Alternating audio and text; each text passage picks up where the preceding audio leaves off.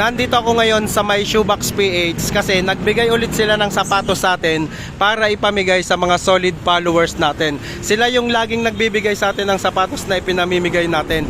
Ito po yung tindahan ng murang sapatos dito sa may Tanawan sa Batangas.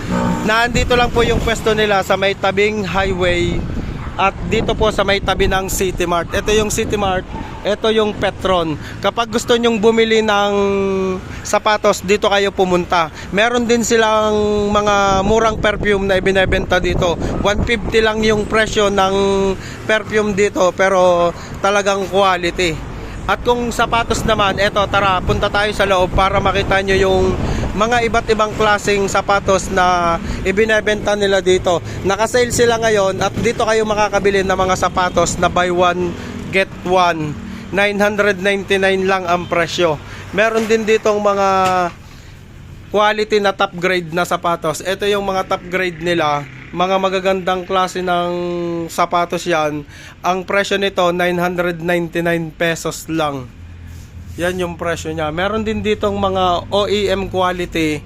Ito yung mga dating 2,499 pero ngayon ang presyo na lang nito ay 1,999 na lang. Ito yung mga sapatos ng kagaya sa mga NBA player.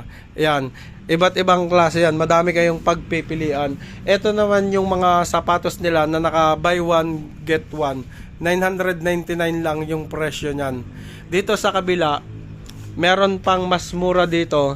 Ito yung sapatos nila na buy one get two, 999 pesos lang din. Ang dami yung pagpipilian ditong mga sapatos. Etong mga sapatos na to, puro mga quality to. Kahit yung ginagamit kong sapatos, dito rin galing. Ito naman yung kanilang mga Crocs at tsinelas. Yan. Ito yung iba pang mga sapatos dito, kagaya nitong mga ibang naan dito. Marami silang size dito na pwede nyong pagpipilian. Meron silang mga iba't ibang design. Ito naman yung ipamimigay natin. Ito yung binigay nila sa atin para ipamigay natin sa mga solid followers natin. So yun, gusto ko lang magpasalamat kay Sir Ken Cesar. Siya yung may-ari nitong Shoebox PH. Siya yung laging nagbibigay sa atin ng sapatos. Doon sa mga gustong bumili ng sapatos, dito po kayo magpunta dahil ito na yung pinakamurang tindahan ng sapatos na nakita ko dito sa Tanawan. Bukod sa mura yung sapatos dito, talagang quality yung mga ibinebenta nila dito at magaganda ang mga design. Kaya kapag hahanapin nyo to, punta lang kayo sa may Barangay 4 dito sa Tanawan City. Iyan po yung Petron. Makikita nyo dito sa National Highway ng Jose P. Laurel. Katabi lang din po ito ng City Mart. Makikita nyo itong Shoebox PH.